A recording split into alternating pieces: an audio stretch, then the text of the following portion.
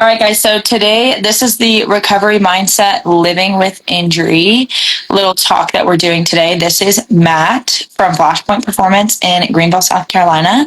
And we're just going to be talking a little bit about recovery and gymnastics and how injuries can look in different people.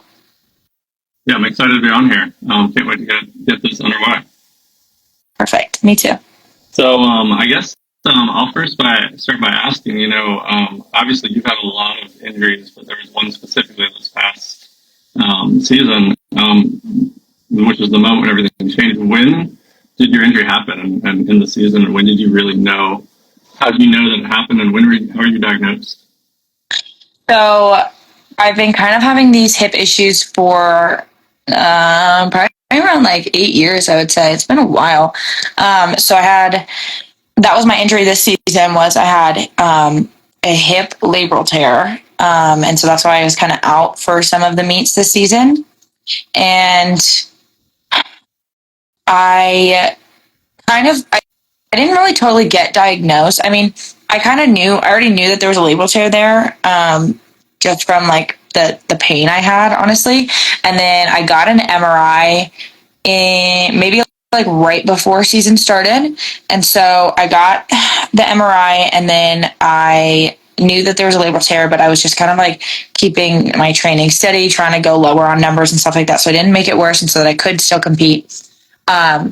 So I got diagnosed like probably right before season, and then I did the first few meets in season, and then unfortunately had to get pulled out of some of the meets just because I couldn't do my routine the way that I wanted to be able to do it. So I did more recovery and more PT then, and then was able to get back. I did a few I did a shot with like PRP and Toradol and stuff like that. And then was able to get back for a little bit at the end of season. And then after season, got my hip surgery done, which is I had my labral replaced, and then I had like a little bone spur. So that got shaved off as well. That's crazy. So I didn't realize you had the injury. You knew about the injury all season. Yeah, so I knew before. I had been having hip problems for like probably my entire gymnastics career, but that was just something that I always had. So I knew that was going to be like a normal thing, you know? How was the PRP? The PRP wasn't bad. I've had like a ton of PRPs, so like it really wasn't that bad. And like stuff like that doesn't really bother me. So it didn't, I think PRPs you need a few shots for them to work, and they take a while. So it didn't totally work like right away like I wanted it to, or that would have been nice for that to happen. So that's fair. Yeah, everyone who has PRP, I've never had it, but I've seen a lot of patients who have it, and everyone who has it tells me this is the most painful thing I've ever had done. Yeah, actually, I mean, I had PRP like right in my knee joints before too. So but it like wasn't that bad. Like I don't know, it doesn't bother me. Like I have a ton of tattoos too, so like needles don't really bother me. This thing makes me think back to our friends from Brother Oliver when they were filming, and their faces just went white when you were being tried needles. Yeah, when I was doing needles. I've had so many injuries. Yeah, I've had so many injuries and so many like surgeries or needles and all this stuff that it doesn't really bother me anymore. Now, how was the diagnosis? So, obviously, like as a PT, I can't medically diagnose, but I can give a movement diagnosis. It's so critical, in my opinion, when you're looking at this. Was it just you who brought it to their attention, or was it like somebody who was like, no, this is definitely what's wrong with you? So, I mean, I was like, hey, my hip's been hurting. And it hurt my entire college career, but I knew that with having EDS too, like I already knew that there was going to be something wrong with my hip. And it was kind of just like a management situation because there was no like really great time for me to get surgery anyways. So it was just me going to be like managing the whole situation. So I got diagnosed through the MRI is when I found out that it was like a for sure labral tear. And I've had MRIs. I think I've had a ton of MRIs, especially in college. I just don't remember if I ever MRI'd my left hip because it was always so hard for MRI technicians to see if there was a new tear or like what was going on because I had already had surgery on that hip. So I think I always had like MRIs on my right hip just because that one was hurting too. But I was like pretty confident that it was going to be a labral tear for sure. That's crazy. It's almost like you became the expert of your own injury Yeah. right off the top. Yeah, You, absolutely. it's crazy when you start thinking about it because there's such a mental load to it. I mean, I guess before I ask you this question about this, I'm going to quote the late great Kobe Bryant because I'm a Kobe obsessive human. But just to see like if this was his, so when he ruptured his Achilles, sent a series of tweets. It was kind of ridiculous, impressive but ridiculous to see his mindset. It was, if you see me in a fight with a bear, pray for the bear. All the training and sacrifice just flew out the window with one step that I've done a million times.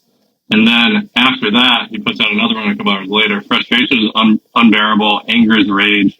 Why the hell did this happen? Which is just crazy. I don't know if you resonate at all with like how that array of information he just had. Like first he was like, "Oh, I'm going to overcome this." And the next thing it was, "Why me?" And then he just was pissed. And it's almost like grief to a degree in some ways. You Yeah, I mean, obviously you're not as manic as Kobe, but yeah, so I think like the biggest thing, like, especially in high school, right?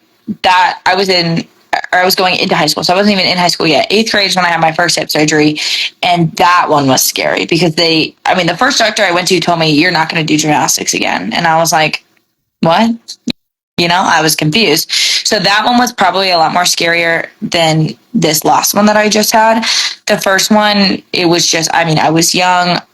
People having surgery in eighth grade in the first place is a little crazy, especially hip surgery. So I think that was kind of just scary. And I didn't know, that was my first big, like, really huge injury. So I didn't know how the recovery was going to look. I didn't know about how my gymnastics was going to come back after. And I ended up getting surgery, I think, right in the middle of season because I couldn't continue that season. So it was kind of like good timing because I just stopped in the middle of that season, was able to get back for the next season. But it definitely was scary at first. I think I was mad for sure. But it was more of like, okay, this happened. Like, how can I get over this? How can I recover the best to my ability? which obviously you did. I mean, just like sharing my own brief story. But I remember having an injury in high school. I was just strained my hamstring. It's like Nick mentioned, he tore a ligament in high school. Definitely not fun, but it's like it was hard for me to even come back from that. I remember questioning, am I gonna be fast? My big thing was speed. I always wondered if I'd even be close to that. Did you like question whether your skill level would even get there? Yeah, I think for sure I did. That was my biggest injury. So like to that date, especially in like the one going into high school, I questioned for sure if I was going to be able to come back. And I genuinely think, if I'm remembering this correctly, I think I came back better. Like I came back to gymnastics better than when I went out of gymnastics. Yeah. So that was, I mean, people always say like you'll come back stronger, you'll come back better. And for me, that was my reality, which was really nice because that helped me a lot. Um, but Probably sure huge for confidence, right? yeah, for sure. It definitely was scary though, because I didn't know how hard it was going to be to come back. I didn't know if I'd be able to do the same skills, considering those skills were the ones that hurt me in the first place. So it was definitely confusing, but I luckily had a really great PT and just a good support system. Which I know we'll go through that in a second. But man, I mean that's as a PT, that's like the most rewarding thing of this is like you end up seeing these kids come back, adults, professionals, whatever it is the level, and they come back stronger. And it's so cool to watch. I mean, I think for you, I remember you this past season, watching you when you came back. I obviously had no idea at the time what was going on, and I remember watching. I think it was it your last beam routine or your second last, where it was. I mean, to me, it looked like one of the best ones I'd watched of you, which was. Yeah, the one at ACCs you're talking about? I think that was the one, yeah. Yeah, that was like literally. My wife pulled over and stopped so we could watch. Wait, I love that. That's so awesome. Yeah, no, that was, I think, that was probably my ACC routine that I did.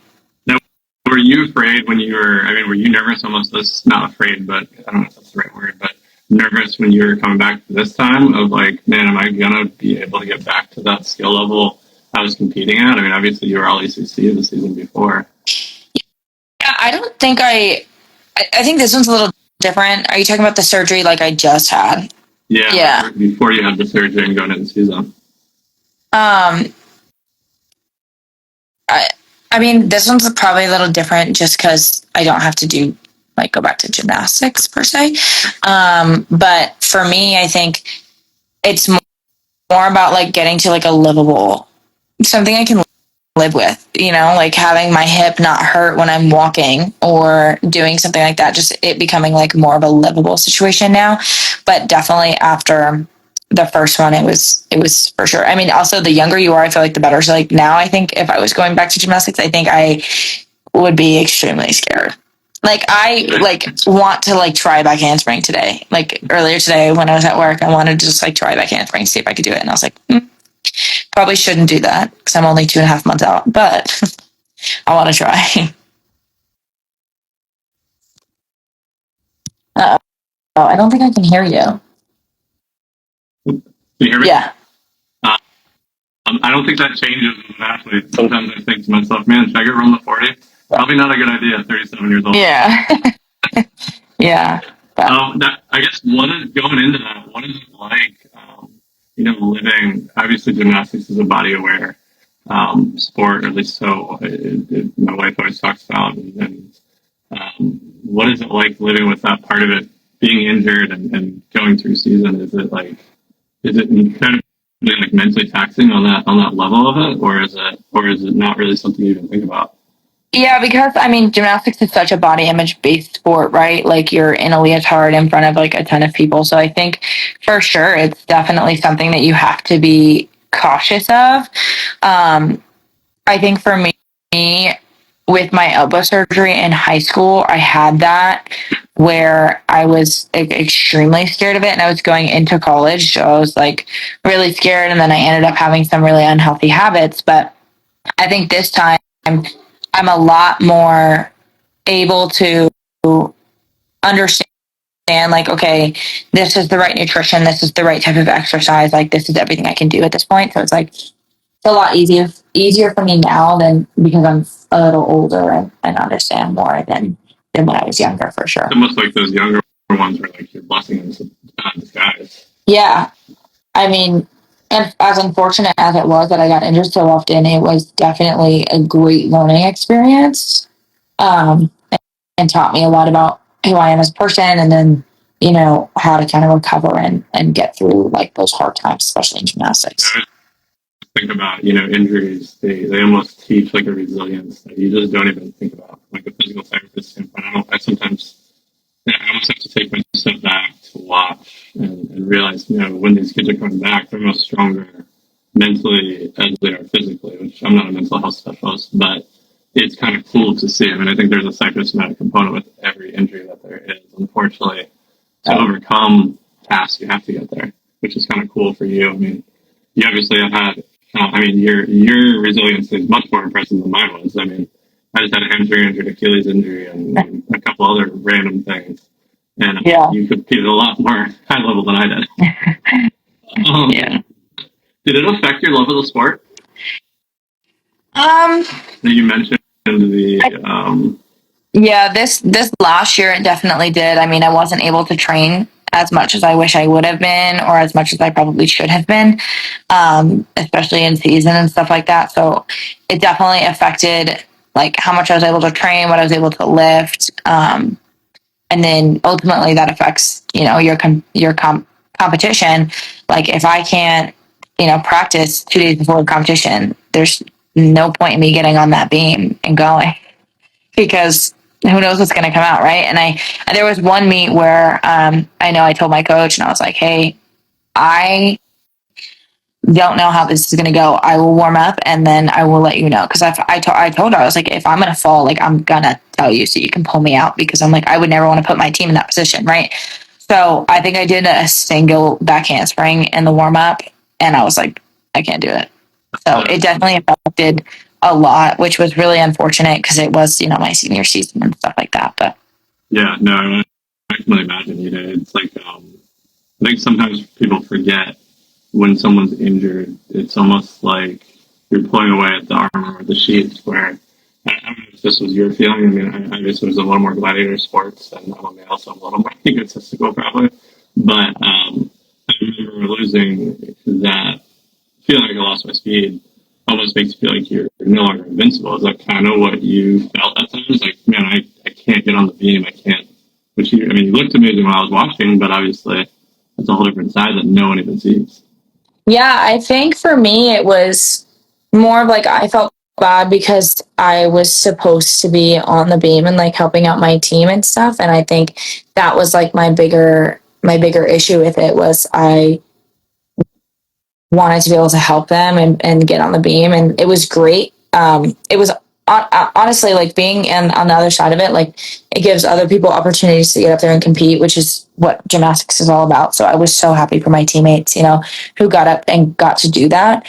But it did definitely suck just not being able to be in the same position as I always was, if that makes sense. Yeah, I get that. Which is crazy because you think of gymnastics as an individual sport, right? But it's really, I mean, I've learned just from watching with my wife the last, I've been watching for years, but especially since Clemson created a team, how much more of a team sport it really is versus people just think it's individual, which is crazy because, like, you see team athletes not always thinking that way, which here you are really thinking about your team and really worried about disappointing them. And that's awesome. It says a lot about you, but it's also like talks to the mental challenge of overcoming an injury that athletes just have that people don't understand. Yeah, I mean, the mental side of anything, I think, is the hardest. We always say, like, gymnastics is like 90% mental and 10% physical, right? Like, once you learn the skill, you know how to do it. So now it's just, can you get your brain to tell you to do it every time, right? So I think the mental side of it was definitely the hardest. And that was where, my teammates, my coaches, my support staff came in handy a lot. It was just helping me stay in that mindset of like, I want to get back to doing gymnastics, right? So actually, my PT just joined. I love her. The one who helped me through my first hip surgery.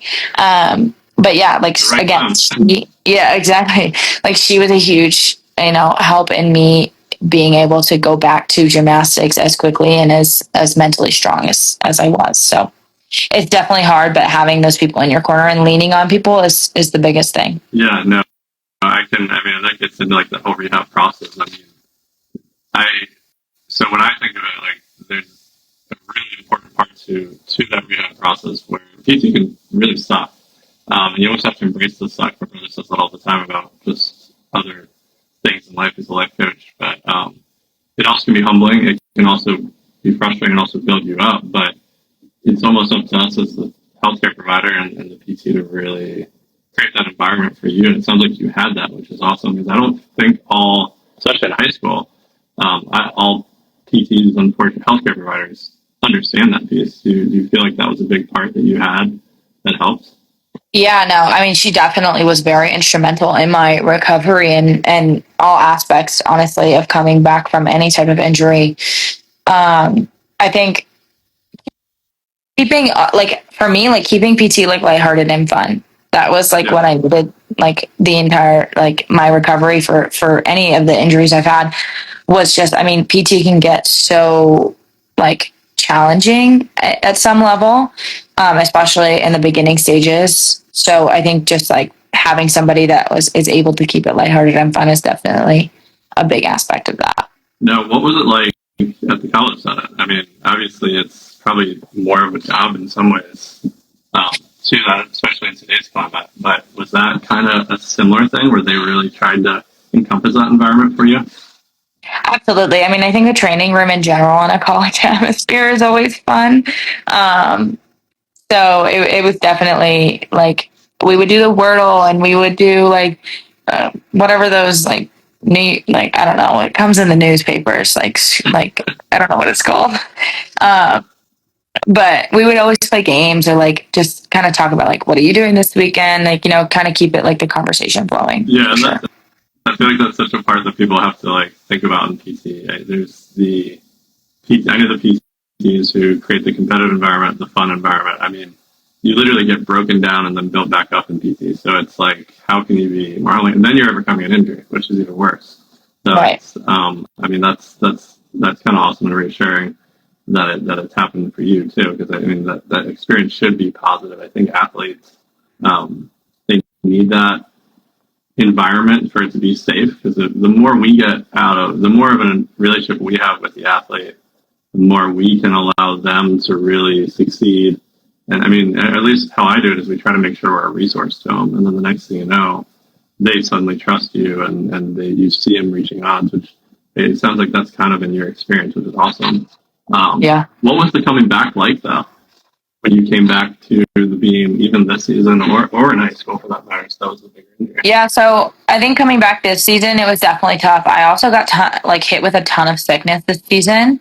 So even if I was not if I was okay, I'm good to practice this day, I'm feeling good, I would get sick or something. I just had there was so much going on in my season this year, so it was hard just because I would go 2 days with really good practice days, and then I would go a week where I couldn't do as much, or I got sick, or my practices weren't as great because I was in so much pain, right? So it's definitely hard to balance that and find kind of okay, how do I figure out what days I go light, what days I go hard, so that I can have the best chance of getting, to compete or getting on the beam, or just at least getting back to where I was, because I had missed so many practices just because of the injury. That makes sense. Do you have anybody helping you through it? I assume your coaches did, but was there Yeah. training stuff really? Were they a big part of that? Yeah, my athletic trainer was definitely very instrumental in that. We kind of went through and planned days and things like that, and then obviously my coaches and okay, how can you know have the best week of practice so that if we need you in a competition, you can be in there. So Yeah, it was kind of a team effort. that makes sense. I always think of it as you're adding. I had a mentor when I was young in the field say it's almost like we have to change the variables with each stage. And the next thing you know, you keep changing it. I mean, in my nice little bubble, it's easy, but once you get on a beam, it's so hard. Yeah, for sure. As I'm about to learn with my daughter soon. Now, what about navigating the identity and staying connected throughout? I mean, obviously you're not just a gymnast, but a high level gymnast. Did you almost lose identity in the injury process? What was that like? Yeah, especially this season, right? My whole identity was being on the beam and being in beam lineup. So it was definitely challenging to figure out where I fit in. I mean, it honestly, okay, so challenging might not have been the greatest word. It's not challenging, because if you're not competing, you're being the greatest teammate you possibly can be, right? Yeah. That's the easy part. But what is more challenging was taking a breath and realizing I had a new role, and being as selfless as possible, right? Because you can get wrapped into I used to be in the lineup, I can't believe I'm not in the lineup. You can get wrapped into that, but then that's when you turn that into I need to be the best teammate I can be. So it was kind of becoming more selfless, honestly, and just being able to realize that if I can't be on the beam, I can be the best teammate possible. So that was kind of where I had to make that little mindset shift. It was flip the switch. Yeah. Was that just you who made that decision, or did people help you get to that point? Because I mean, that's not an easy decision for anybody to figure out. I mean, yeah, no, I mean, it's always that was a big not even it's a core value on our team is if you are injured, you can't compete, or something's going on, is when you pour all your energy into your team. So that was kind of just a given. It wasn't something I really had to think about. It was just more for me. Obviously, I always poured everything I had into my team, but when it became the beam time, I was to myself, and I was focusing on what I was about to go do on the beam. And so this year it was definitely a little different, being on the sidelines and being able to actually watch girls' beam routines and cheer them on. That's awesome. It's almost like the pressure came on, and you found a different way to do it, which I feel like. I mean, unless if you've been through it, I feel like, or been around it, I don't think people sometimes realize just how much. I still identify myself as an athlete, which I'm not, but anymore. But we as athletes view it's such a identity crisis once we get hurt, and it sounds like you were able to pretty seamlessly find a way to fix that. which I don't think most do. I mean, I think a lot of them, they go through other ways to have outlets. Like I always talk about in business, business has become an outlet as an athlete. As before that, it was being the best physical therapist. For you, you found out how can I be the best teammate, which is amazing. Very on all to hear that, especially I mean, just in college to figure that out. Did it ever make you almost lose the love of the sport, or did it make you almost fall more in love with it? I think in high school, for sure, going through injuries like that was really tough. And also, that's kind of when a lot of gymnasts get burnt out the first time, is when they're kind of in high school and going through like the whole recruiting process and stuff like that. So I think that was definitely a big part of it. But I think in college, it just made me want to get back faster. Like having an injury in college just made me want to get back as fast as I possibly could. So, but definitely having the injury in high school for sure, challenged how much I really liked doing gymnastics. It's almost, I definitely remember that feeling. It's almost like you find a different reason why you might like it. I mean, for me, it was always finding the journey to get back, Right. which is why I'm here now in this role. But at the same time, it's kind of cool to see that. Did it cause any burnout for you? Like, did you feel like you were burnt out from the sport almost because of the injuries, or even burnt out from PT? I think I think that more happened when I was younger. It just like this time, it was more like I kind of knew at the end of season, I was like, my body is really kind of breaking down. It wasn't really burnout. It was just kind of like, I was a little sad, like my body's kind of breaking down and I'm getting older. As crazy as that is to say at 22. But.